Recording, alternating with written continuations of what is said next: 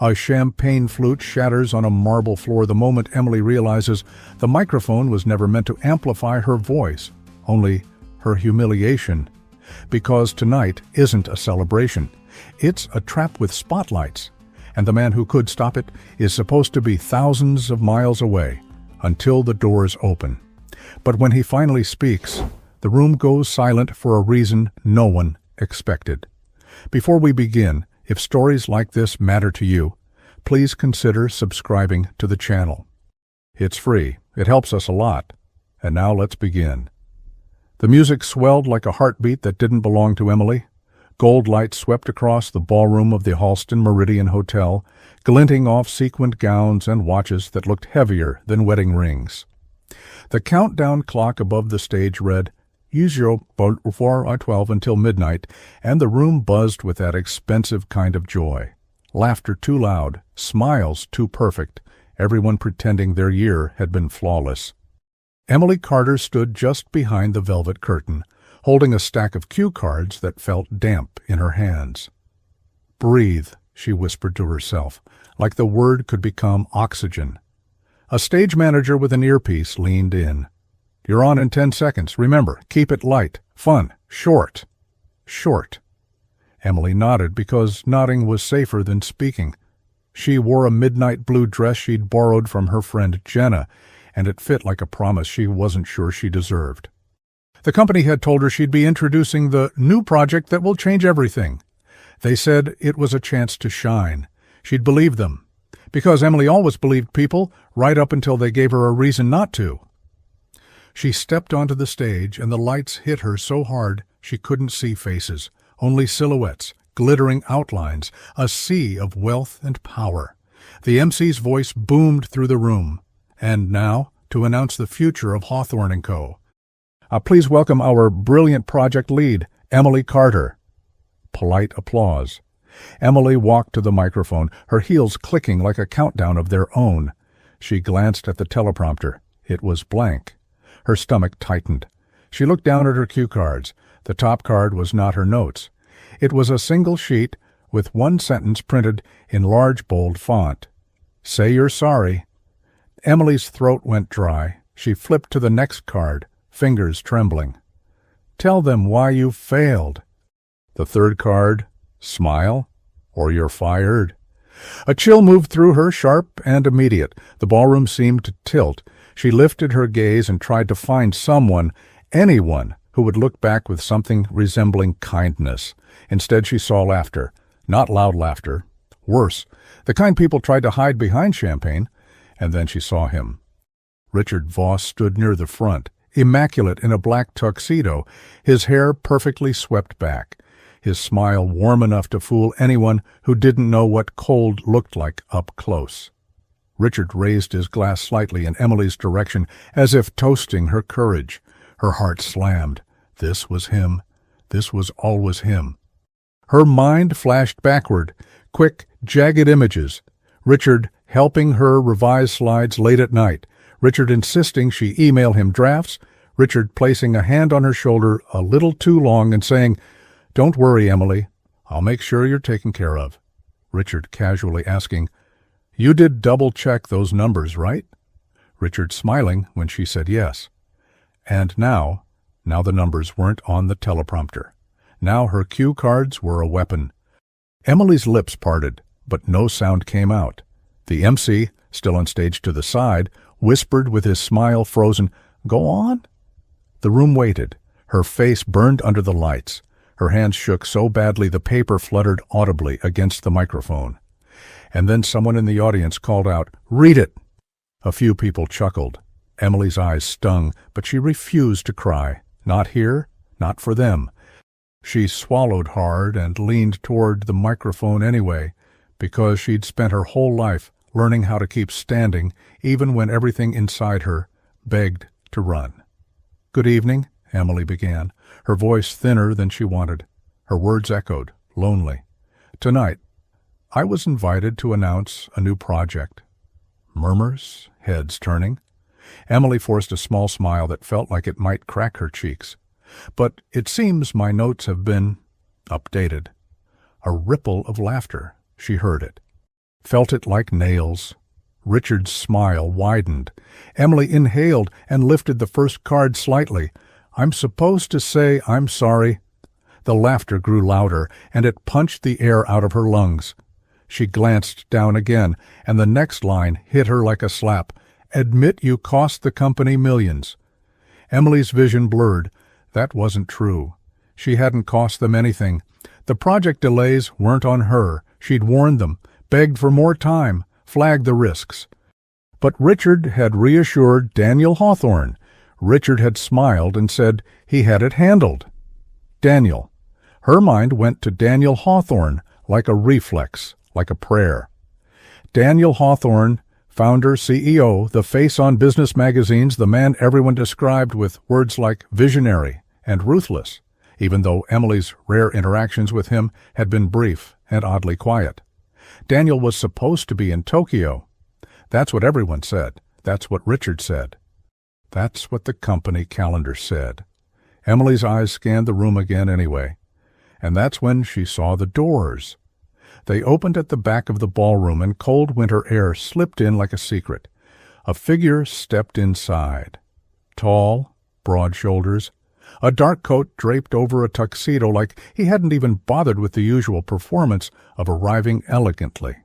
His hair was slightly damp, as if he'd come through rain or snow, and his jaw was set in a way that made the entire room feel smaller. The figure didn't move like a guest. He moved like the owner. Emily's breath caught so sharply it hurt. Daniel Hawthorne. For one stunned second, nobody reacted, because nobody expected the story to change. Then the whisper started. "Is that? He's back?" "I thought he was in—" Richard turned slowly, as if he could control time by refusing to rush. When he saw Daniel, his expression didn't crack. Not fully. But Emily saw it, the smallest tightening around Richard's eyes, like a mask tugged too hard. Daniel walked forward through the crowd, and people parted instinctively, the way water parts around something heavy. His gaze lifted to the stage. To Emily.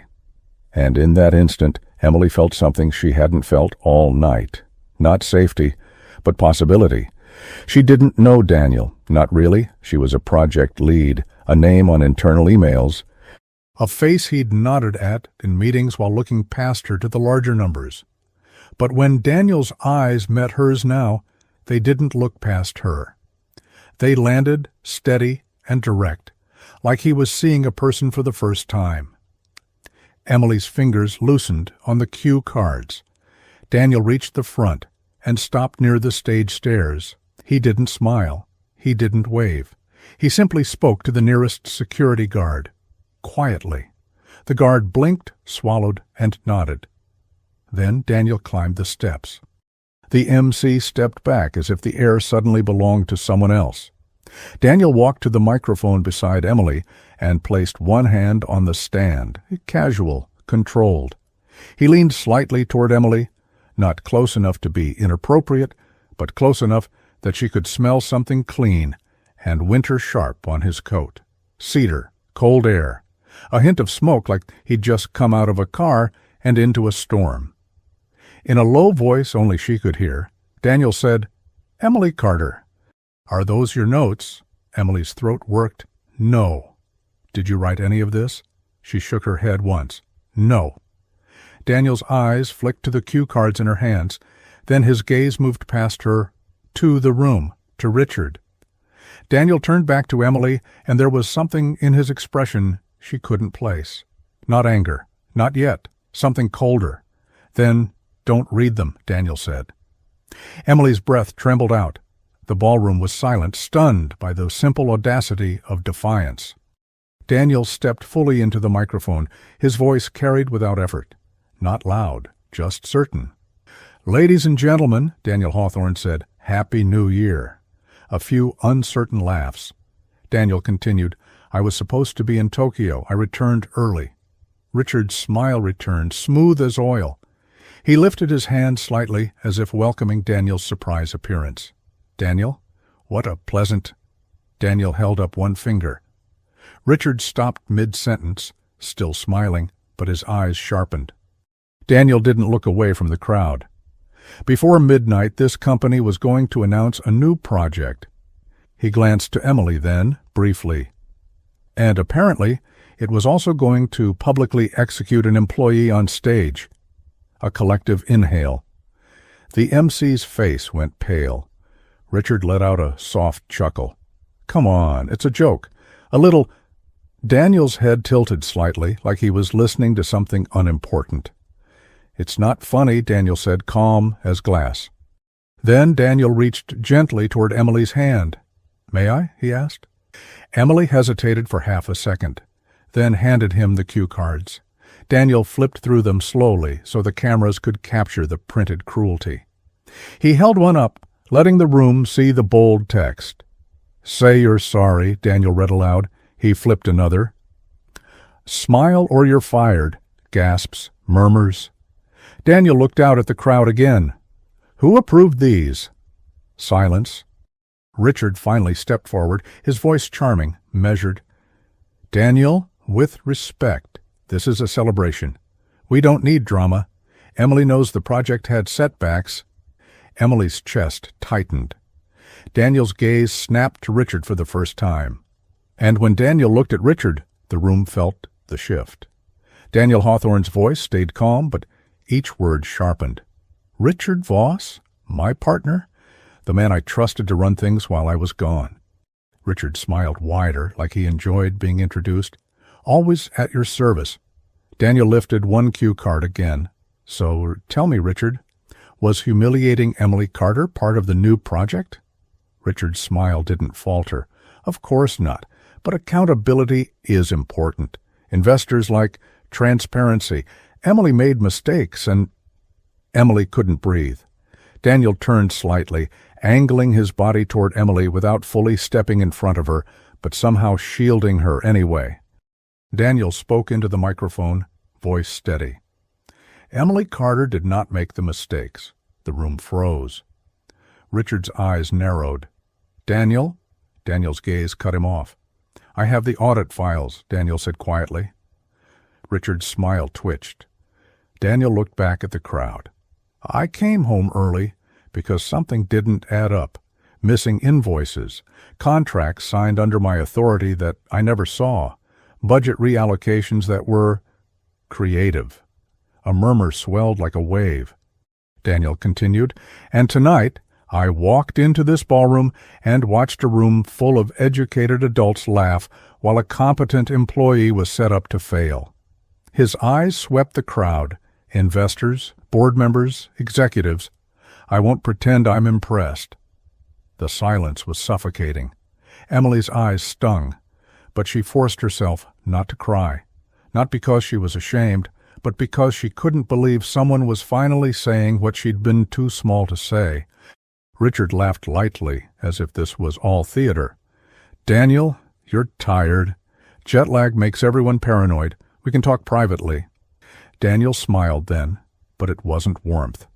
It was the kind of smile a man gives when he's already finished the game and is simply waiting for the other player to realize it. Oh, we will talk, Daniel said, but not privately. Daniel set the cue cards on the podium. Then, without raising his voice, he said, Security, please escort Richard Voss out of the ballroom. A stunned beat. Richard's smile finally cracked. Excuse me. Two security guards moved forward, hesitant. Richard's tone stayed smooth. Gentlemen, this is ridiculous. I'm the co-owner of... Daniel turned his head slightly. Not after the board meeting tomorrow. Richard's face stiffened. Daniel's voice stayed even. Consider tonight your early warning. The guard stepped in closer. Richard looked around the room as if expecting someone to laugh, to defend him, to say Daniel was being dramatic. But nobody moved. Nobody wanted to be the one standing next to Richard Voss when the lights turned on. Richard's smile returned, smaller now, tighter, dangerous. He leaned toward Daniel, lowering his voice. You're making a mistake. Daniel's reply was quiet enough that the microphone didn't catch it, but Emily did because she was close. Daniel said, No, I'm correcting one. Richard's eyes flicked to Emily, and his gaze was poison wrapped in silk. Then the guards guided him away. The ballroom breathed again like a pressure had lifted. Daniel turned back to the microphone, and his voice softened slightly, still controlled but less lethal. "Emily," Daniel said, speaking her name clearly. Emily startled at the intimacy of it. "Yes?" she managed. Daniel looked at her like he was seeing the full weight of what had almost happened. "I'm sorry," Daniel said. And the room heard it. Not performative, not political. Real. Emily's lips parted, and for a second she forgot how to speak. Because no one like Daniel Hawthorne apologized. Men like him issued statements. Daniel continued, "You were invited here to be humiliated. That ends now." A pulse of heat moved through Emily's chest. Relief.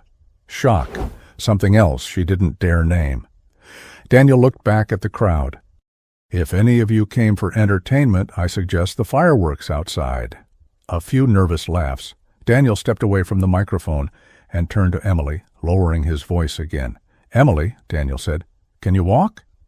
Emily blinked. "Yes." He nodded once, as if he'd expected that answer, as if her strength didn't surprise him. "Good," Daniel said. "Then you're coming with me." Emily's heart jumped. "Where?" Daniel glanced at the crowd, then back at her. "Somewhere you can breathe." Emily's body moved before her brain could argue. She stepped off the stage, and the moment her heels hit the floor, her knee wobbled slightly, adrenaline catching up to her. Daniel reached out instinctively and steadied her by the elbow. It wasn't dramatic. It wasn't possessive. It was simply there. And the touch, brief, accidental, necessary, sent a strange electric awareness through Emily's arm. Emily swallowed, trying to ignore it. "Thank you," she whispered. Daniel's eyes stayed on her for a beat too long, as if he was measuring something. Her fear, her pride, her stubborn refusal to fall apart. Then he said, "Don't thank me yet." He led her through the crowd. People stepped aside as if Daniel carried gravity. Emily felt their stares like heat on her skin. Someone whispered, "Who is she?" Another voice, jealous and curious, answered, "That's Emily, the project lead." As they reached the doors, Jenna appeared suddenly, wide-eyed. "Emily, oh my God! Emily, are you okay?" Emily nodded quickly, but her voice shook. I think so." Jenna looked at Daniel like she was trying to solve a math problem. "Mr. Hawthorne," Daniel nodded politely. "Jenna, right?" Jenna blinked. "Yes." Daniel's gaze held hers for a second. "Make sure Emily's personal things are collected from the table. She's leaving." Jenna nodded, stunned. "Yes, of course." Emily, overwhelmed, let Daniel guide her out of the ballroom. The hallway outside was cooler, quieter. The hotel's golden lighting softened into something calmer. Emily's lungs finally filled properly. She stopped walking and leaned a hand against the wall, exhaling shakily. Daniel stopped with her, turning slightly so he faced her. "Look at me." Emily lifted her eyes. Daniel's gaze was steady. "Are you hurt?" "No," Emily said quickly. Then, because honesty was suddenly all she had left, she added, "Just embarrassed." Daniel's jaw tightened. "You have nothing to be embarrassed about."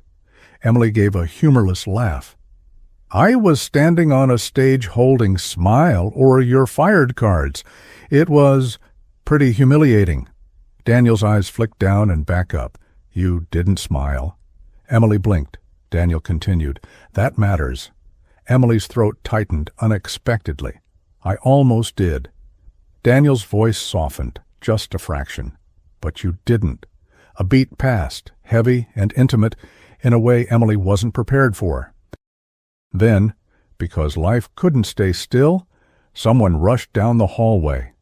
A woman in a silver dress, breathless, angry, and beautiful in a sharp-edged way that made Emily instantly uneasy. "Daniel," the woman said, voice sweet but cutting, "what are you doing?" Daniel's shoulders stiffened. Emily's stomach sank. The woman stepped closer, eyes landing on Emily like she was a stain. Daniel spoke calmly. "Sabrina." Sabrina's lips curved. "Sabrina, yes. The woman you told everyone you'd be spending New Year's with. Until you decided to disappear to Tokyo. Emily's cheeks heated. She looked between them, confused. Daniel's voice stayed flat. This isn't the time. Sabrina laughed lightly, then looked at Emily again. And who is this? Emily tried to step back, but her heel caught the edge of the carpet runner. She stumbled. It was small, barely a misstep, but in her panic, it felt like the whole world tilted again. Daniel reached out fast, catching her around the waist to keep her from falling. Emily's body collided with his chest. For half a second, everything went still. His hand was firm at her side. Her fingers gripped his lapel instinctively. She looked up, too close, and saw his eyes. Dark, intense, and suddenly something softer behind the control. Emily's breath hitched. Daniel's gaze flicked to her lips, so quick she almost imagined it. Almost. Sabrina's voice snapped them back to reality. Seriously? Daniel released Emily carefully, as if the world could bruise her if he wasn't gentle. Emily's face burned. I'm sorry, Daniel cut her off. Don't apologize. Sabrina's eyes narrowed. Daniel, are you taking your employees out of your own party now? Is that the new leadership style? Daniel's voice turned ice calm. Emily is not entertainment, and she's not staying. Sabrina's smile sharpened. Oh, so she's special. Emily's mouth opened, but no words came. Daniel stepped slightly in front of Emily, subtle but undeniable. Sabrina, go enjoy the fireworks. Sabrina's eyes flashed. You're protecting her. Daniel didn't deny it. He simply said, move. Sabrina stared, then laughed softly, like she'd just learned something she planned to use later. Fine, she said, but don't forget, Daniel, people talk. She turned and walked away, leaving a trail of perfume and trouble. Emily stood frozen, heart pounding. Daniel exhaled slowly, like he'd been holding tension in his lungs. Emily finally found her voice. I didn't mean to... Daniel turned to her, and his expression softened again. I know. Emily swallowed. Who was that? Daniel's jaw tightened. A problem. Emily let out a shaky breath, attempting humor because she didn't know what else to do. You seem to collect those. For the first time, Daniel's mouth twitched, almost a smile. Tonight, Daniel said, I'm trying to get rid of them. He looked down the hallway toward the ballroom, and his face hardened again. Then he looked back at Emily, and his voice lowered, serious. Emily, Daniel said, you said the project delays weren't your fault. Emily nodded, cautious. They weren't. Daniel's gaze held hers. Can you prove it? Emily's heart stumbled. Because this wasn't just about humiliation anymore. This was about war. And somehow, impossibly, Daniel Hawthorne was asking her to step onto the battlefield with him. Emily swallowed. I think so. Daniel nodded once. Good. Then he added, quiet but unmistakably intense, because Richard didn't just try to destroy your reputation tonight. Daniel's eyes narrowed, a storm gathering. He's trying to steal my company, and I think you're the only person who can help me stop him. Emily's breath caught. Outside, the first fireworks cracked in the sky, bright, violent flowers of light. And Emily realized, with a sudden cold certainty, midnight wasn't going to be the beginning of a new year. It was going to be the beginning of a fight. Emily didn't answer right away, because the truth was she'd never been invited into a fight this big. She'd been invited into meetings, into deadlines, into the quiet, exhausting job of making other people look brilliant, but not into war. Daniel Hawthorne stood in the hotel hallway with fireworks flashing faintly through the tall windows at the end, his posture perfectly controlled, yet his eyes gave him away. Those eyes weren't the eyes of a man celebrating. They were the eyes of a man calculating how many moves he had left before he lost everything. Emily cleared her throat. What makes you think I'm the only one? Daniel's answer came instantly. Because Richard chose you. Emily's skin prickled. He chose me to humiliate me. Daniel nodded slow. Exactly. If his goal was just to embarrass you, he could have done it quietly at the office. He could have pushed you out with paperwork. He didn't. Daniel's voice lowered. He staged it, publicly, on New Year's, in front of investors. Emily swallowed. Daniel continued. That tells me you're connected to something he needs hidden. Emily's mind raced, stacking images like files in a cabinet, Richard hovering near her desk. Richard checking her work. Richard insisting on being copied on emails. Richard asking for updated projections right now. Richard smiling every time she pushed back, like her resistance amused him. Emily's voice came out thin. I don't understand. Daniel's gaze stayed steady. Then we start small. He glanced down at her hands, still trembling slightly. Daniel's expression shifted just a fraction. Did you drive here? Emily shook her head. Jenna did. Daniel nodded. Good. Then you're leaving with my driver. Emily blinked. What? No, I can't. Emily, Daniel cut in, calm but firm. Richard Voss tried to make you a public target tonight. The next move won't be a joke. Emily's stomach tightened. You think he'd do something? Daniel's face went still. I think Richard only looks charming when the room is watching. In private, he's strategic. Emily felt cold run through her limbs. Daniel lifted his hand slightly, not to touch her, but like he was resisting the instinct. I'm not asking you to be brave. I'm telling you to be careful. Emily pressed her lips together, fighting the urge to argue just because she hated being told what to do. Daniel watched her for a beat, then said quietly, You can hate me later. Tonight, you go home safe. She let out a short, shaky laugh. You really do command people like they're chess pieces. Daniel's eyes flicked to hers. And you really do push back even when your knees are shaking. Emily froze because he'd noticed. Daniel's mouth twitched again, almost amused. It's either impressive or infuriating. Emily's voice escaped before she could stop it. It can be both. For 1 second, something warm flashed in his eyes. Then the moment broke when Daniel's phone vibrated. He glanced at it, and whatever was on the screen hardened his expression immediately. He answered without greeting. Yes? A pause. Daniel's jaw tightened. No, don't let anyone into my office. Not even Richard. Another pause. Run the access logs, Daniel said, and if you see his keycard used after 7:00 p.m., call me. He ended the call and looked at Emily. Emily didn't like the silence that followed. What is it? Daniel's voice went low. Someone accessed my executive files while I was in Tokyo. Emily's pulse jumped. Richard? Daniel didn't answer immediately, which was answer enough. Daniel turned slightly and motioned down the hall. Come with me. Emily hesitated. Where are we going? To my office, Daniel said. It's in the hotel's private suite level. I need to see something, and I need you to tell me what looks wrong. Emily stared at him. Me? Why not? Your security? Your CFO? Daniel's gaze sharpened. Because my CFO reports to Richard. Emily's stomach sank. Oh, Daniel's voice softened just a little. Emily, I'm asking you because you're the only person I've seen tonight who didn't play along. Emily swallowed hard. Then, because she'd always been the kind of person who stayed late to fix what wasn't hers to fix, she nodded once. Okay. Daniel held her gaze for a beat, like he was measuring whether she meant it. Then he turned and started walking. Emily followed.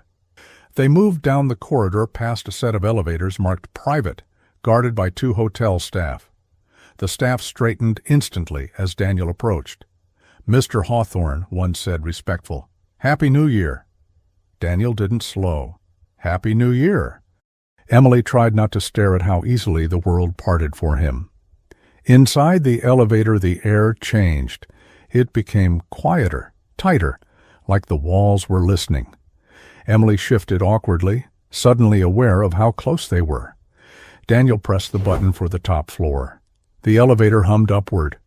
Emily forced herself to speak because silence made her nervous. I didn't know you'd come back early. Daniel's gaze stayed on the numbers above the door. Neither did Richard. Yes. Emily's voice caught. So, You came back because you suspected him already. Daniel glanced at her. I came back because an anonymous message was sent to my private email. Emily's heart skipped. What did it say? Daniel exhaled once. It said, if you don't come home, you'll lose everything by January 7th. Emily's stomach tightened. That's specific. Daniel nodded. That's what made it credible. Emily hesitated, then asked the question that felt dangerous. Was it from you? Daniel's eyes narrowed slightly. From me? Emily regretted it immediately. No, I mean someone inside the company, someone who knows your timeline. Daniel didn't answer right away, then he said, I don't know. The elevator doors opened onto a quiet, carpeted hallway, with doors that looked more like private apartments than hotel rooms.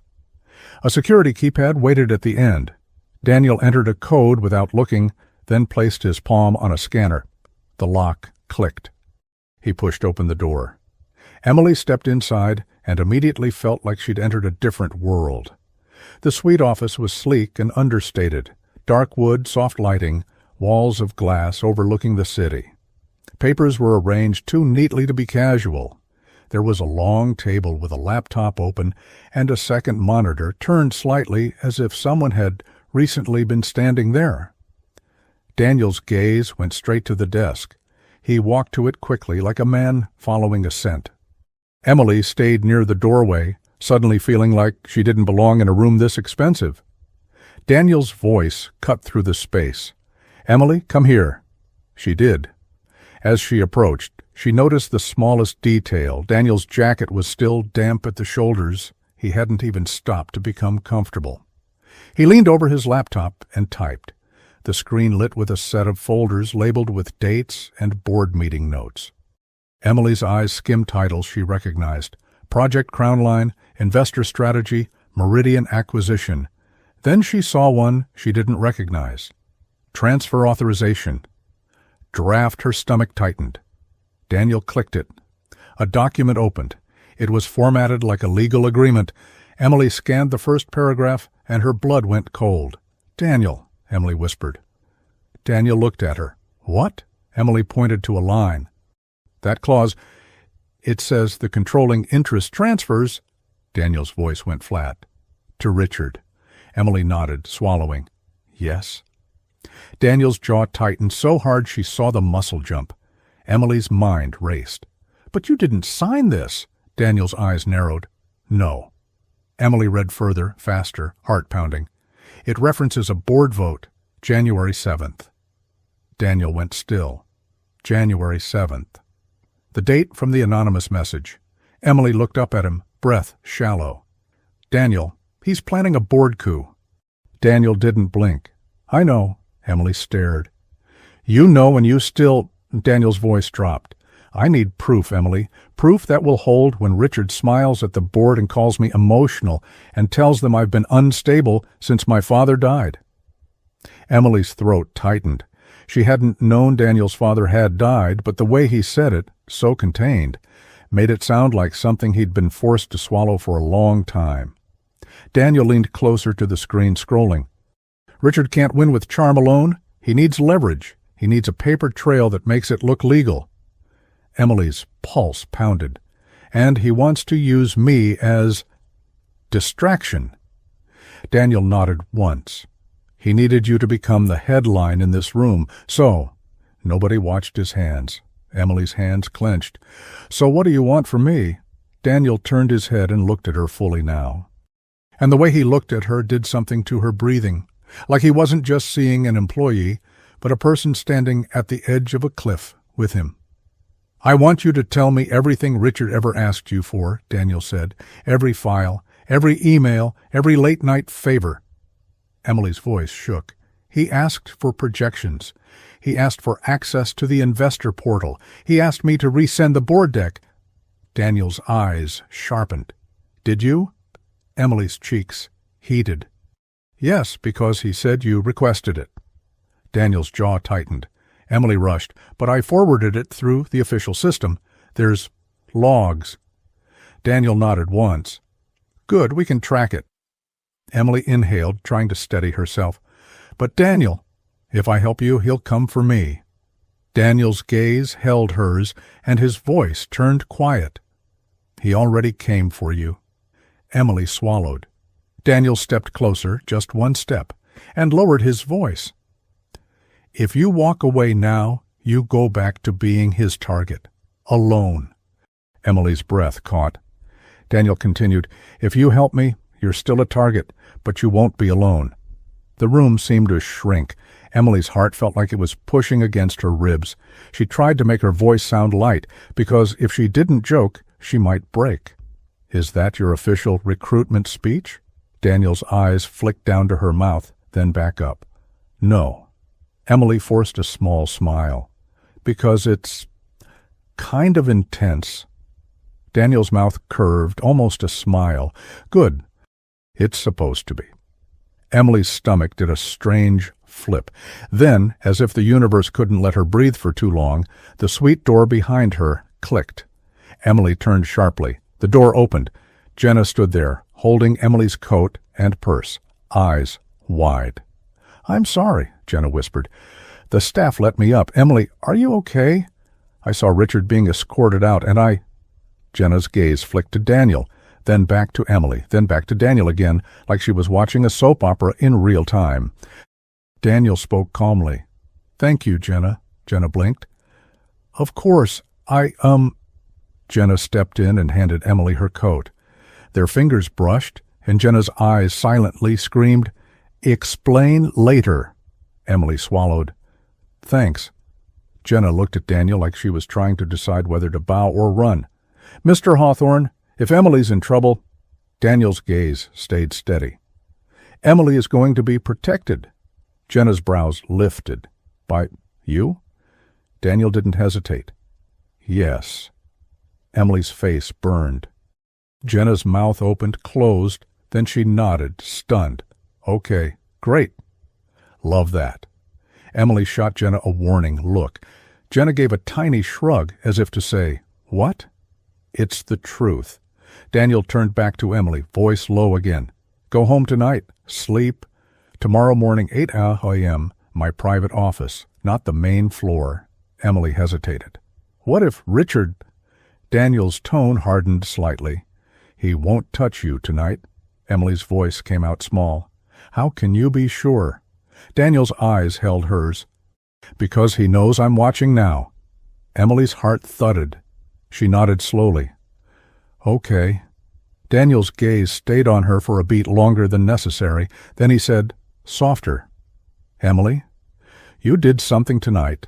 Most people never do. Emily frowned. What? Daniel's voice was quiet. You didn't break. Emily's throat tightened. For a second she forgot the company, Richard, the board, everything.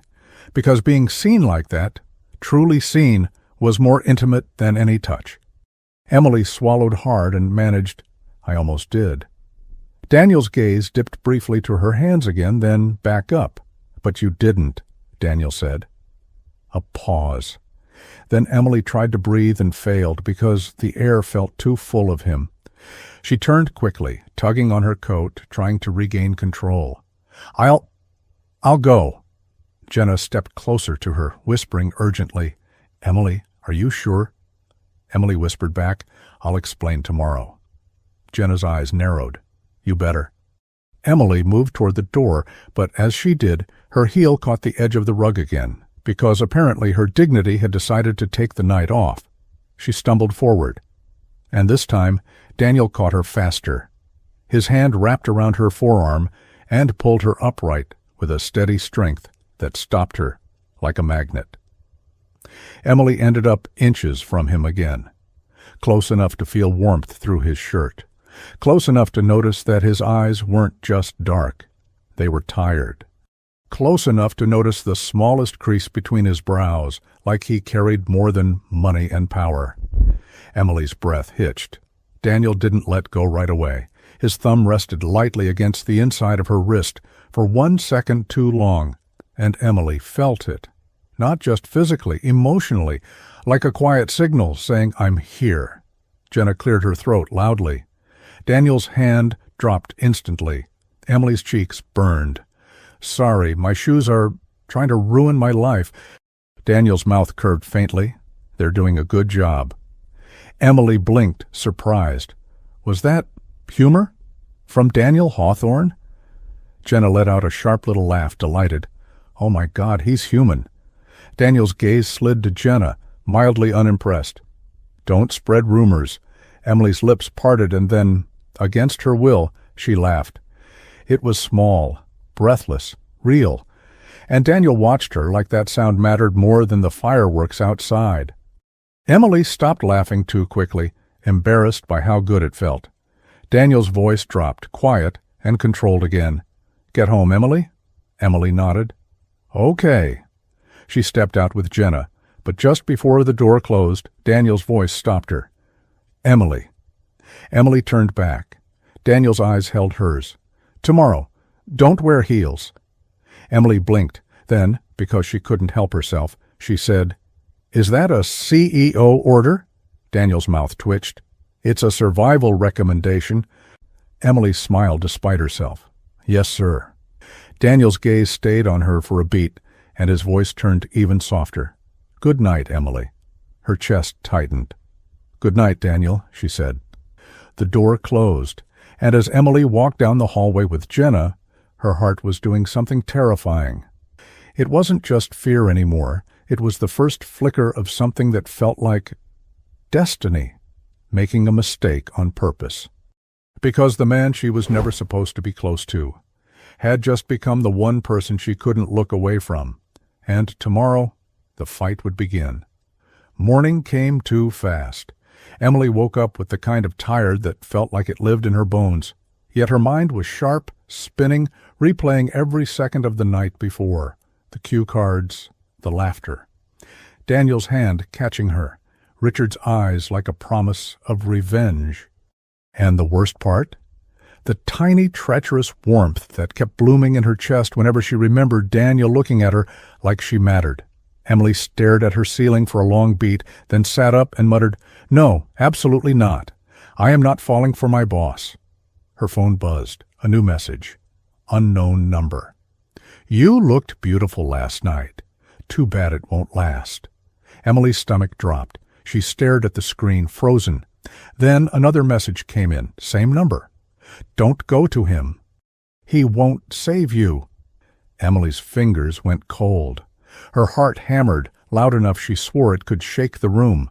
She took a screenshot, hands trembling, then quickly forwarded it to Jenna with one word. Help. Jenna called instantly. Emily, where are you? I'm home, Emily whispered. Jenna, I think it's Richard. Jenna's voice tightened. Don't be alone. I'm coming right now. Emily swallowed. I'm supposed to meet Daniel at 8. Then I'm driving you, Jenna said, already in motion. And I'm bringing coffee because if I have to watch you walk into billionaire drama without caffeine, I'll throw myself off a... Jenna, Emily hissed. Okay, Jenna said, lowering her voice. Listen. Save every message. Don't reply. Emily nodded even though Jenna couldn't see it. Okay. When Jenna arrived, she took one look at Emily's face and stopped making jokes. Oh, Em, Jenna whispered, he's really doing this. Emily forced herself to breathe. I'm not going to let him scare me into disappearing, Emily said, more to herself than to Jenna. Jenna nodded fiercely. That's my girl. Emily grabbed her coat, then hesitated, remembering Daniel's words. Don't wear heels. She looked down at her shoes, flat black boots. Happy now, Daniel Hawthorne, she muttered. Jenna raised an eyebrow. Did he seriously tell you what shoes to wear? Emily glared. He recommended. For survival. Jenna's eyes widened. Oh, it's worse. He's already protecting you with practical footwear advice. You're doomed. Emily shoved Jenna lightly. Drive! Daniel's private office wasn't on the main floor of Hawthorne & Co. It was one level below, accessible only by keycard and a biometric scan. Emily had never even seen it before. She'd heard rumors, the quiet room, where Daniel made decisions that changed people's lives in minutes. Jenna parked by the building, eyeing the security cameras like she was daring them to blink. Okay, Jenna said, handing Emily her phone. If anything feels weird, you text me. I'm going to sit in the lobby. If you don't come out, I will cause a scene so big it will be visible from space." Emily swallowed a nervous laugh. "Thank you." Jenna leaned in and squeezed Emily's hand. "You're not alone." Emily nodded and stepped out into the crisp morning air. Inside, the lobby was sleek, polished, intimidating. Emily approached the security desk. The guard glanced at her name on the visitor tablet, then looked up with surprise. "Ms. Carter." Emily's heart thudded. "Yes." The guard's expression shifted into something respectful. "Mr. Hawthorne is expecting you. Elevator B." Emily blinked. He told you?" The guard nodded. "He told us no one touches your access today." Emily's chest tightened. She didn't know how to feel about that, grateful and terrified. She stepped into elevator B. The doors closed. Her reflection stared back at her from the mirrored wall. "You're going to help bring down Richard Voss," she told herself. "You're going to survive. You're going to not fall for Daniel Hawthorne." The elevator chimed. The doors opened. A quiet hallway stretched ahead. A door at the end had a keypad and a small camera. Emily approached, pulse steadying. The camera lens moved slightly, tracking her. Then a calm voice came through a speaker. "Emily," she startled. Daniel's voice, low, smooth, unmistakable. "Come in," Daniel said. The door unlocked with a soft click. Emily stepped inside, and the first thing she noticed was how different this office felt compared to the rest of the company. No motivational posters, no glass-walled showmanship, just clean lines, dark wood. A few framed photographs turned face down on a shelf like memories he refused to display. Daniel stood by the window, jacket off, sleeves rolled up, tie loosened. He looked like a man who hadn't slept. But when he turned and saw Emily, something in his face eased. Not fully, just enough to make her stomach flip. "Good," Daniel said, voice quiet. "You're here." Emily tried to sound normal. "You told me to be." Daniel's eyes flicked down to her boots. "You listened." Emily lifted her chin. "I'm capable of following instructions." Daniel's mouth curved faintly. "Noted?" Emily blinked. "Was that flirting? No, impossible." Daniel stepped closer, and Emily tensed, not because she feared him, because she didn't. And that was the problem. Daniel's gaze settled on her face. "Are you okay?" Emily hesitated, then she pulled out her phone and handed it to him. "I got these this morning." Daniel's eyes hardened as he read the messages. The air in the room changed, temperature dropping, pressure rising. Daniel's jaw tightened. He handed her phone back slowly. "Did you reply?" he asked. "No," Emily said. "Good," Daniel said. Then his voice dropped, controlled and lethal. "He wants you to feel hunted." Emily's throat tightened. It worked. Daniel's gaze sharpened, and for a second he looked like he wanted to say something softer, but he didn't. Instead, he moved to his desk, picked up his phone, and dialed. "Marcus," Daniel said the moment someone answered.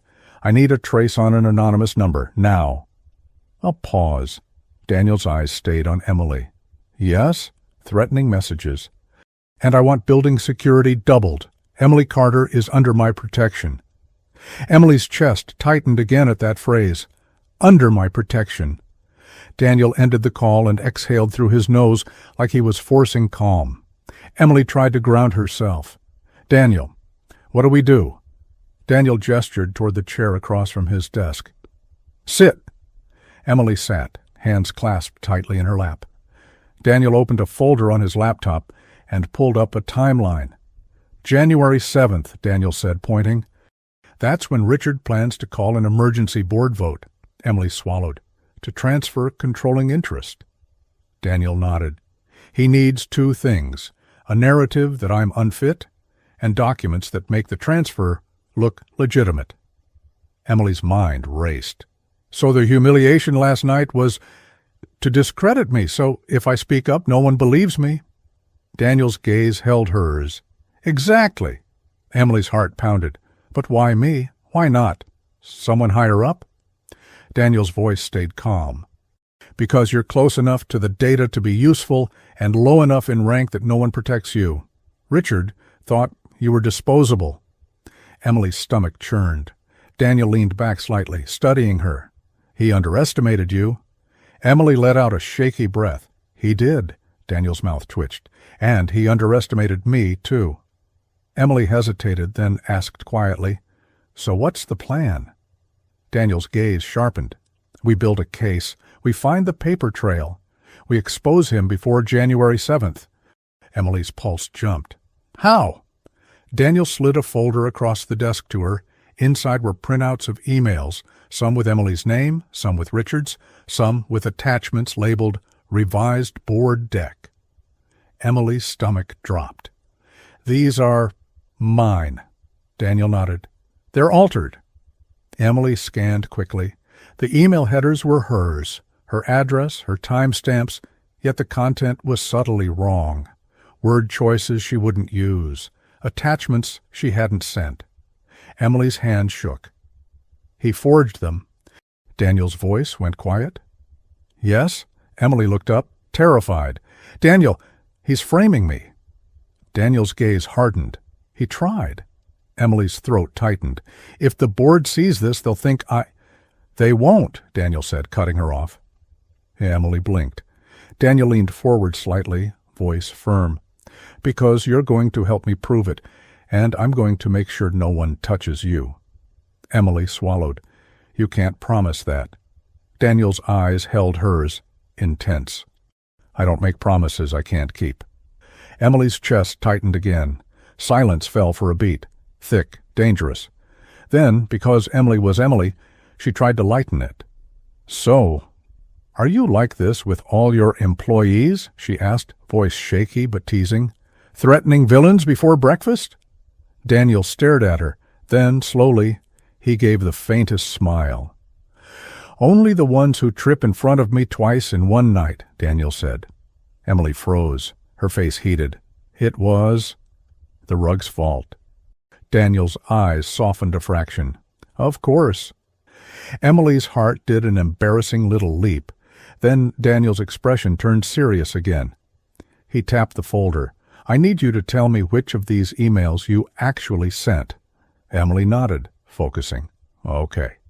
They worked like that for the next hour, Emily identifying what was real, what was fake, what felt wrong. Daniel listened without interrupting, occasionally asking precise questions. He was sharp, but he wasn't cruel, and that made him more dangerous than Richard in a different way, because Emily found herself wanting to impress him. At one point, Emily leaned over a printout to highlight a discrepancy, and her hair fell forward over her shoulder. Daniel reached out instinctively and tucked it behind her ear. It was a small motion, automatic.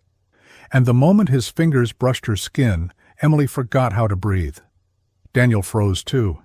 His hand lingered a fraction longer than necessary. Their eyes met. Emily's throat tightened, her pulse loud. Daniel's gaze flicked to her lips. Then he pulled his hand back quickly, clearing his throat, as if he could reset the world with sound. "Sorry," Daniel said, voice rougher than before. Emily swallowed. "It's okay."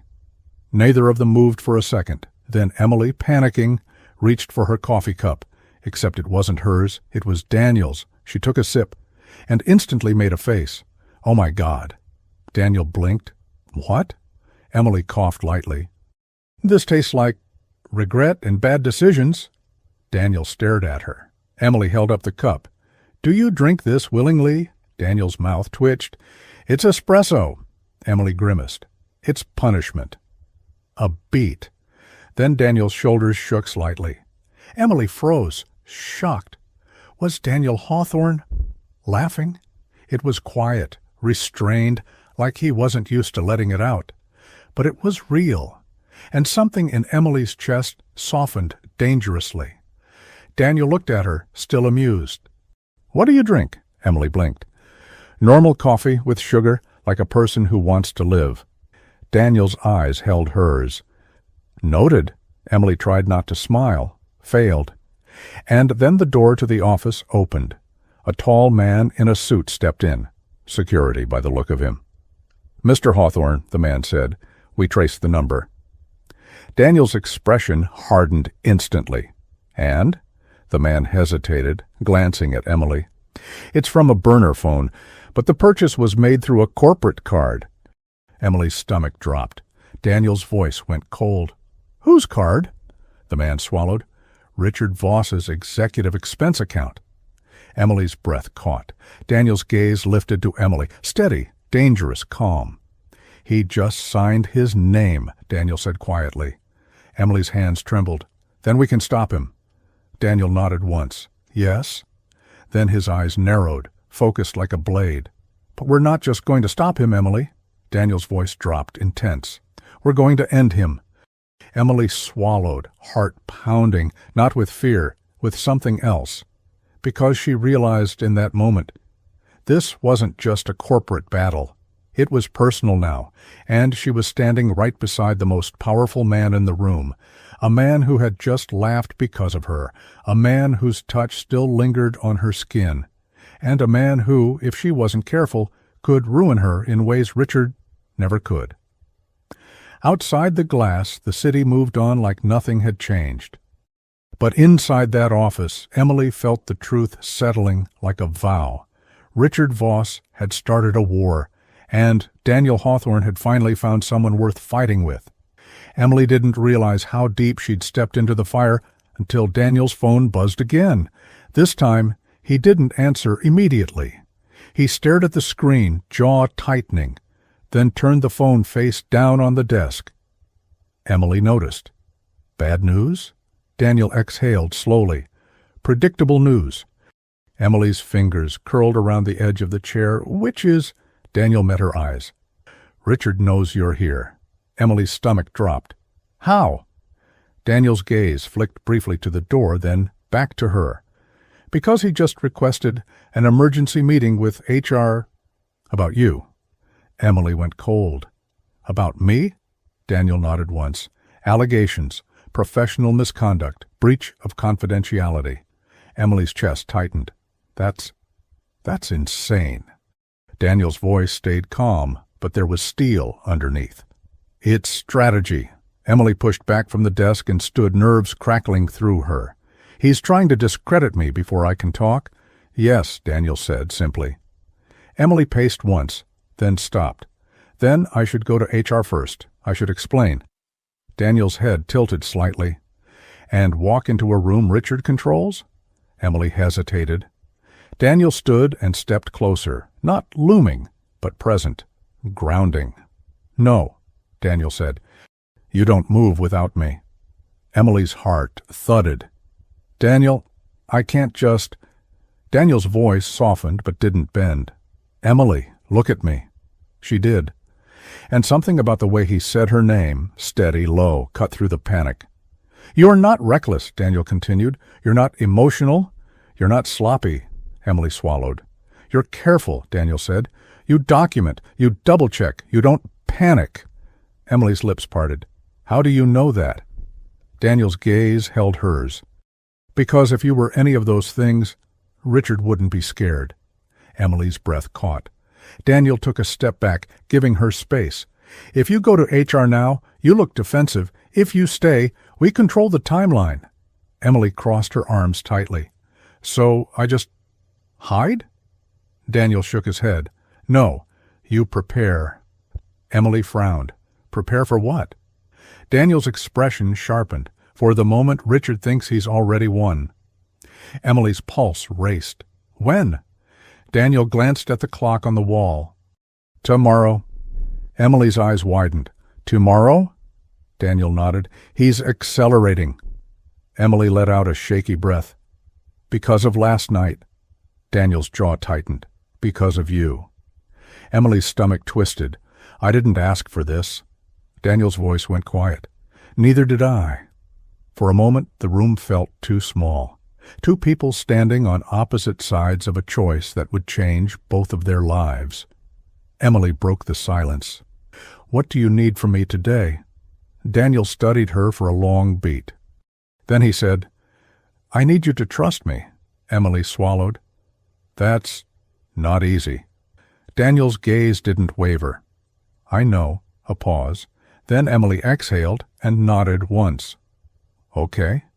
Daniel's shoulders relaxed slightly, like he'd been holding something back. Good, Daniel said. Then we start with your emails. They worked for hours, not like boss and employee, like conspirators. Emily pulled up her laptop, logging into her archive. Daniel sat beside her, not across the desk, not looming, but close enough that she could feel the warmth of him when she leaned forward. Too close, dangerously close. Emily scrolled through threads, pointing. Here, this one. He asked for the projections 2 weeks early. Daniel leaned in to look. Their shoulders brushed. Emily froze. Daniel stilled, too. Neither of them moved for a heartbeat that felt loud. Then Daniel cleared his throat and shifted slightly, pretending nothing had happened. Emily focused harder on the screen, cheeks warm. Notice the wording, Emily said quickly. He always says, Daniel needs this, not Daniel asked.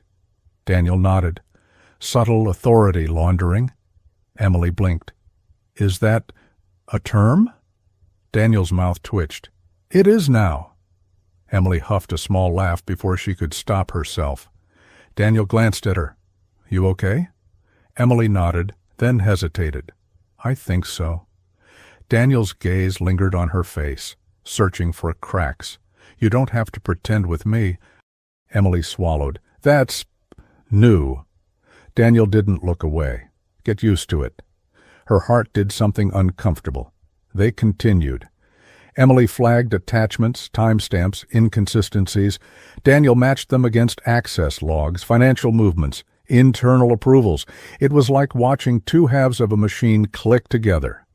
At one point, Emily leaned back, rubbing her temples. My brain hurts. Daniel glanced at the clock. You haven't eaten. Emily blinked. I didn't notice. Daniel sighed softly, like he'd expected that. Stay here. He walked to a small side door Emily hadn't noticed before. She heard quiet movement, the clink of dishes. Daniel returned with 2 plates and set one in front of her. Emily stared. Is that food? Daniel nodded. Soup? Bread? Emily frowned suspiciously. You cook? Daniel arched a brow. I can keep myself alive. Emily smiled faintly. Impressive. She took a spoonful and paused. Oh, Emily said softly. Daniel watched her. Bad? Emily shook her head. No, it's really good. Daniel's shoulders relaxed, just a fraction. Emily glanced up. You do this often? Feed stressed employees? Daniel's gaze held hers. Only the ones I don't want collapsing. Her chest tightened. They ate quietly for a few minutes, the tension easing into something almost normal. Almost. Emily broke the silence. Why didn't you fire him sooner? Daniel didn't answer immediately. Then he said, Because Richard was my friend. Emily looked up. Daniel stared at the window, jaw tight. We built the company together, or so I thought. Emily's voice softened. I'm sorry. Daniel nodded once. So am I. A beat. Then Emily said gently, You trusted him. Daniel exhaled. And he learned how to wear my face, Emily swallowed. He won't win. Daniel looked at her then, really looked at her. I believe you, Daniel said. And the way he said it made her feel terrifyingly powerful. Late afternoon light slanted through the windows when Daniel's assistant knocked and stepped in cautiously. Mr. Hawthorne, she said, the board chair is asking for a status update. Daniel nodded. Tell him I'll call at 6. She hesitated, eyes flicking to Emily. And HR... Daniel's tone sharpened. HR answers to me. The assistant nodded quickly and left. Emily exhaled. You do that thing again. Daniel glanced at her. What thing? The terrifying, calm voice. Daniel's mouth twitched. It's efficient. Emily tilted her head. Do you ever get scared? Daniel's gaze met hers. All the time. Emily blinked, surprised. Daniel continued quietly, I just don't let it drive. Emily swallowed. I wish I could do that. Daniel studied her. You did last night. Emily shook her head. I was shaking. Daniel nodded. So was I. Emily froze. You were? Daniel's gaze held hers. I just hid it better. Something in Emily softened. Something dangerous. She stood and stretched, trying to shake off the heaviness. Okay, what's next? Daniel checked the time. You're going home. Emily frowned. I thought, Daniel cut in gently, you've done enough today. Emily crossed her arms. I can keep going. Daniel stepped closer. Emily. She looked up. His voice was lower now, personal. If Richard escalates tomorrow, I need you sharp. Emily swallowed. So you're sending me away? Daniel's mouth curved faintly. I'm protecting my asset. Emily raised a brow. Is that what I am? Daniel held her gaze. No. A pause stretched between them. Then Daniel added quietly, You're my ally. Emily's heart thudded. Daniel stepped back, clearing the space. My driver will take you home. Emily hesitated. What about you? Daniel's jaw tightened. I'm staying, Emily frowned. You should rest. Daniel smiled without humor. Later. Emily gathered her things slowly, reluctant in a way she didn't want to examine. At the door she stopped. Daniel? He looked up. If this goes badly, Emily began, then stopped, hating the tremor in her voice. I don't want to be the reason. Daniel crossed the room in 2 strides. He stopped close, but not touching. Emily, Daniel said firmly, you are not the reason this is happening. She swallowed. You are the reason it might end, Daniel finished. Her chest tightened. Silence stretched again. Then, because her heart was a traitor, Emily said softly, You know, you're not what I expected. Daniel's gaze searched her face. Neither are you. Emily smiled faintly. That seems to be a theme. Daniel nodded. It is. Emily turned to leave, but just before she opened the door, Daniel spoke again. Emily. She turned back. His voice was quiet, careful. If anything feels wrong tonight, anything at all, you call me. Emily's lips curved. Even if it's emotional? Daniel didn't hesitate. Especially then. Her breath caught. She nodded once. Okay. All right. And as she walked out, her heart pounding for reasons that had nothing to do with Richard Voss, Daniel Hawthorne watched her go with an expression that scared him more than any board coup ever could, because he wasn't just protecting her anymore, he was starting to care. And that was a weakness Richard would absolutely exploit.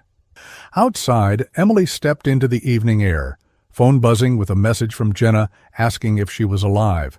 Emily typed back, yes, barely. I'll explain later. She slid the phone into her pocket and stared up at the city lights. Tomorrow, Richard would strike, and Emily would have to stand. But tonight she allowed herself one terrifying thought.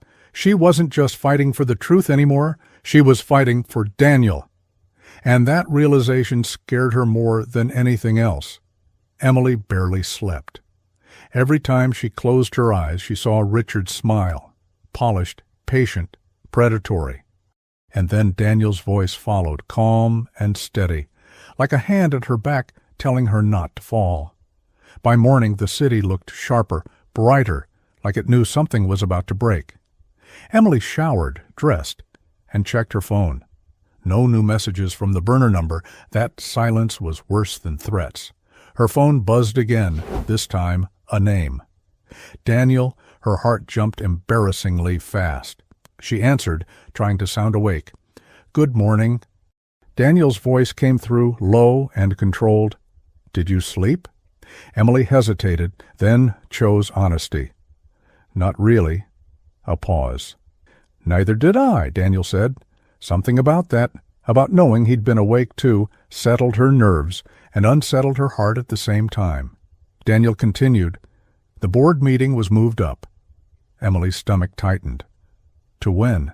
Today, Daniel said. 4 p.m. Emily sat down hard on the edge of her bed. That's soon. Yes, Daniel said. Richard is trying to catch us mid-step. Emily closed her eyes. Do we have enough? Daniel's voice was steady, but there was no pretending anymore. We have a strong case, but Richard doesn't lose gracefully. Emily swallowed. What do you need from me? Daniel didn't answer immediately. Then he said, I need you with me at the meeting. Emily's breath caught. In the room? Yes, her pulse thundered. Daniel, he's going to try to destroy me in front of them. Daniel's voice softened, but only just. And I won't let him. Emily pressed her lips together. That's not how boards work. I know, Daniel said. That's why we're not just relying on me. Emily frowned. Then on what? On the truth, Daniel said. And on you. Her chest tightened. Me? Daniel's tone was calm, deliberate. You're not a witness hiding behind documents, Emily. You're the proof. Emily's hands trembled. I don't know if I can do that. Daniel's voice lowered. You already have a beat. Emily exhaled slowly. Okay. Daniel's relief was subtle, but she heard it. I'll have a car pick you up at 10. We'll prep together. Emily nodded even though he couldn't see her. Okay. Then, because the silence felt too heavy, she added, Daniel. Yes. If this goes wrong. Daniel cut in gently but firmly. It won't. Emily swallowed. You sound very sure. Daniel's voice was quiet now. I'm sure about one thing. Emily's breath hitched. What? That I won't let you stand alone. Her chest ached. See you soon, Daniel said. See you, Emily replied. The call ended, and Emily stared at her phone for a long moment, heart racing for reasons that had nothing to do with boardrooms. Daniel's car arrived precisely at 10.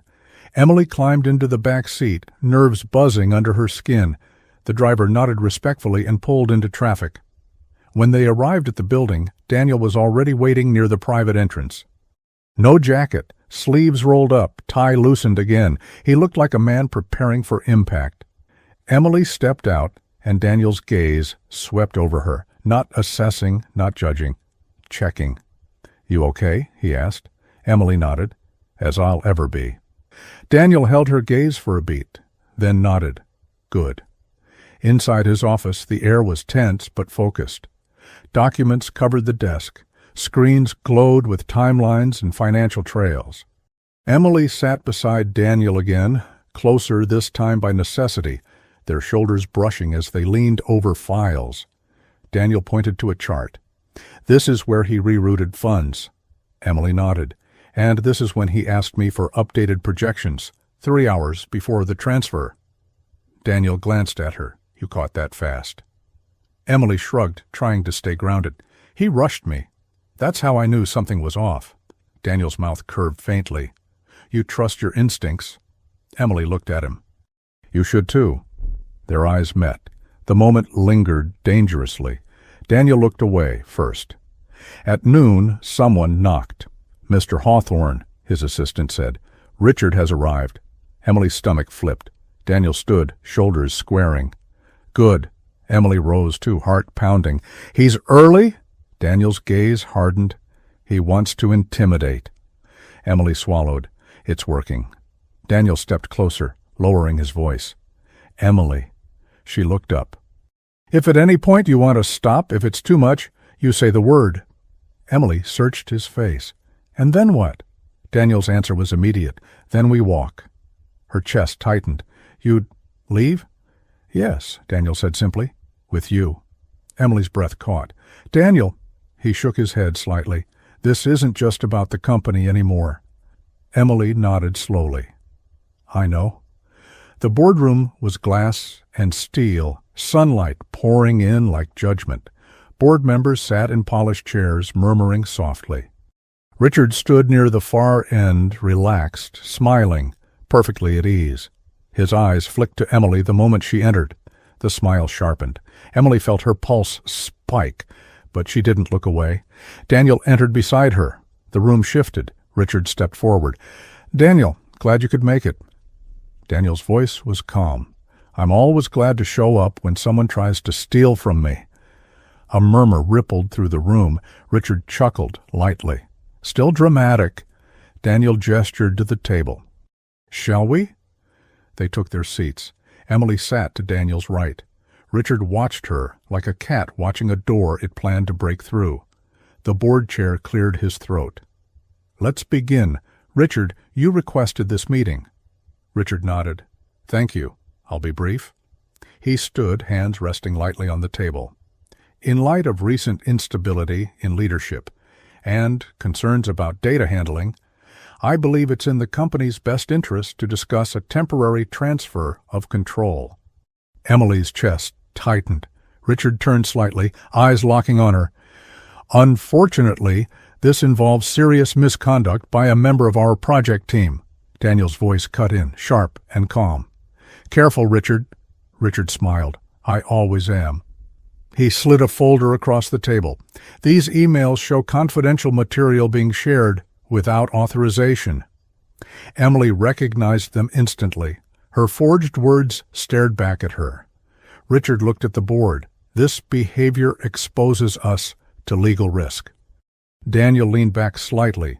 "Is that why you used your executive expense card to send her threatening messages this morning?" The room froze. Richard blinked once. "Excuse me?" Daniel tapped his tablet. "We traced the number. Care to explain?" Richard laughed lightly. "That's absurd." Daniel didn't smile. "Then let's bring in security." A door opened. 2 officers stepped inside. The board chair frowned. Daniel's voice stayed calm. "I have evidence of harassment, forgery, and attempted corporate fraud." Richard's smile tightened. "You're bluffing." Daniel turned to Emily, and that look, steady, encouraging, anchored her. "Emily," Daniel said gently, "would you tell them what happened?" Every eye turned to her. Emily's heart hammered. She stood slowly, hands trembling, but her voice held. "Yes," Emily said. Richard's gaze bored into her, warning, mocking. Emily met it. "You tried to humiliate me publicly," she said. "You altered my emails. You used my name to move documents I'd never approved." Richard scoffed. "That's a lie." Emily nodded. "That's what you're counting on." She looked at the board, forcing herself to breathe. "I have logs, timestamps, access records, and I saved every message." She turned slightly toward Daniel, "and I wasn't alone when we verified them." Daniel stood beside her. Richard's smile finally cracked. The board chair leaned forward. "Richard, is this true?" Richard straightened, charm flaring. "She's emotional. She's under pressure." Daniel's influence. Emily interrupted, voice stronger now. "You underestimated me." Richard's eyes flashed. Emily continued, "You thought I'd break quietly. You thought no one would listen." She looked around the table. "You were wrong." Daniel placed a hand lightly at her back, not claiming, not possessive, just there. Grounding. The board chair turned to Richard. "We're suspending this meeting." Richard laughed once, sharp and brittle. "You can't." The security officers stepped forward. "Mr. Voss," one said calmly, "please come with us." Richard stared at Daniel, then at Emily. His voice dropped, venomous. "This isn't over." Daniel's gaze was ice. "It is for you." Richard was escorted out. Silence filled the room. The board chair exhaled slowly. "Daniel, we owe you an apology." Daniel nodded once. "So does she." The chair turned to Emily. "Ms. Carter, thank you." Emily's knees almost gave out, but she stayed standing. Daniel glanced at her, pride unmistakable in his eyes. The meeting adjourned quickly after that. When they were finally alone in the hallway, Emily let out a shaky laugh that turned into a breathless exhale. "I didn't pass out," she said. Daniel smiled, fully this time. "No," he said softly. "You didn't." Emily looked at him, adrenaline still rushing. "Is it really over?" Daniel nodded. "Justice will take time." "But he's finished." Emily swallowed. "We did it." Daniel's gaze held hers. You did it." The air between them shifted, charged, undeniable. Emily's voice came out quiet. "Daniel." "Yes?" "I don't think this is professional anymore." Daniel's smile faded into something more serious. "I know," he said. Emily's heart raced. "And I don't know what to do about that." Daniel stepped closer, slowly, giving her time to pull away. She didn't. "Neither do I," Daniel admitted. "But I know I don't regret it." Emily's breath hitched. Their faces were inches apart now, so close she could see the tiny scar near his jaw, so close she could feel the heat of him. Daniel's voice dropped. "If this is a mistake—" Emily shook her head. "It doesn't feel like one." Daniel hesitated only a second. Then he leaned in, and Emily met him halfway. The kiss was soft at first, uncertain, like both of them were asking permission. Then it deepened, slow and sure, everything they hadn't said pouring into that one moment. When they finally pulled back, Emily rested her forehead against his. "Well," she whispered, breathless, "that definitely violates at least 3 company policies." Daniel huffed a quiet laugh. "I'll revise them." Emily smiled, heart full and terrified. Daniel's thumb brushed her cheek, tender now, unguarded. "You were incredible," he said. Emily swallowed. "So were you." They stood there for a moment, letting the truth settle. The fight was over. The future was wide open, and somehow, impossibly, they had found each other in the middle of the storm. Emily stayed quiet for a long moment after the kiss, her forehead still resting lightly against Daniel's, as if moving even an inch might shatter what had just happened. The hallway outside the boardroom was empty now, no witnesses, no power plays. Just the soft hum of the building settling back into its routine, unaware that 2 lives had quietly changed direction. Daniel was the first to breathe, slow, controlled, but different. He pulled back just enough to look at her, really look at her, not as a CEO assessing risk, not as a strategist calculating outcomes, but as a man who had almost lost something before he even realized he wanted it. "Emily," Daniel said quietly, "we need to talk about what happens next." Emily gave a small, nervous laugh. "That sounds dangerously like a follow-up meeting." Daniel smiled, just a little. "I promise it's not." She studied his face, searching for doubt, for regret. She found none. "Okay," Emily said softly. "Then talk." Daniel took her hand, not dramatic, not possessive, just fingers lacing with hers like it made sense, like it had always been meant to. "We're going to do this right," Daniel said. "Richard will face consequences, legal ones. The board is already moving. There will be investigations, statements, a lot of noise." Emily nodded. "I expected that," Daniel continued carefully, "and there will be questions about you, about me." Emily's stomach tightened, but she didn't pull away. "I know." Daniel stopped walking and turned fully toward her. "If at any point this costs you more than you're willing to give, you walk away. From me, from the company, from everything." Emily searched his eyes. "You'd let me?" "Yes," Daniel said without hesitation. "Because choosing you means choosing your freedom too." Something in Emily's chest cracked open. "I spent so long being careful," she said quietly, "staying small so no one would notice me enough to hurt me." Daniel's thumb brushed the back of her hand. "You don't have to be small anymore." Emily swallowed. "And if I don't want to walk away?" Daniel's voice softened. "Then we figure it out, slowly, publicly, with transparency." Emily smiled faintly. "You really are rewriting the rule book." Daniel's mouth curved. "You started that." They walked together toward the elevators, the world suddenly less intimidating. The weeks that followed were relentless. Richard Voss didn't disappear quietly. There were headlines, legal filings, leaked emails that told a story Richard could no longer control. The forged documents, the burner phone, the misuse of company funds. Justice wasn't cinematic, but it was real. Richard was removed from the company permanently. Charges followed. His charm didn't save him this time. And Emily? Emily was no longer invisible. At first she hated the attention, the whispers, the looks that tried to figure out who she really was now. But Daniel never rushed her. He gave her space in meetings, backed her publicly, deferred to her expertise without hesitation. And, privately, they learned each other slowly. Coffee breaks that turned into laughter. Late nights that ended with shared takeout and quiet conversations about childhood fear and the strange loneliness of being underestimated. Once, during a particularly exhausting day, Emily tripped over nothing at all in Daniel's office. Daniel caught her instinctively, arms wrapping around her to keep her upright. They froze. Emily laughed softly.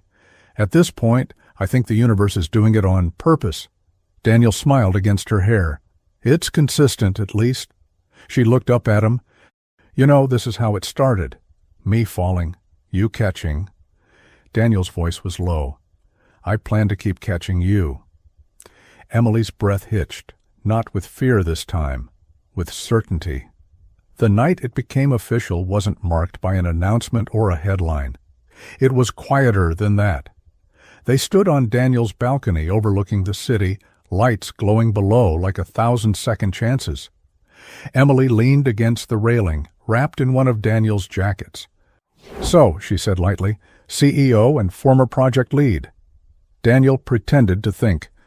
Risky? Emily smiled. Improbable. Daniel stepped closer, brushing her hair back gently. But possible? Emily turned to him.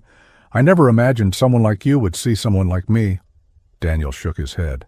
I never imagined someone like you would save me from the wrong version of myself. Emily's eyes softened. You did that on your own? Daniel smiled. Only because you stood there and refused to disappear. They kissed then, not urgent, not uncertain. A kiss built on trust, respect, and the quiet knowledge that love doesn't always arrive gently, but it stays when it's real. Months later, Emily stood at a podium again, different room, different energy. This time, the applause was genuine. Daniel watched from the audience, pride written openly on his face as Emily announced a new initiative, one built on transparency, ethics, and accountability. When she finished, their eyes met. She smiled. He nodded. Afterward, as they walked out together, Emily squeezed his hand. Funny, she said. That night was supposed to destroy me. Daniel kissed her temple. Instead, it revealed you. Emily laughed softly. And it gave me you. Daniel stopped walking, turned to her, and said clearly, without performance or fear, I love you. Emily didn't hesitate. I love you too. And in a world built on power and control, they chose something far rarer. Truth, respect, and a love that was never supposed to happen, but did anyway. Before you go, if this story moved you in any way, please consider subscribing to the channel. It truly helps us keep telling stories like this. And now we'd love to hear from you. From 0 to 10, what rating would you give this story? Tell us in the comments.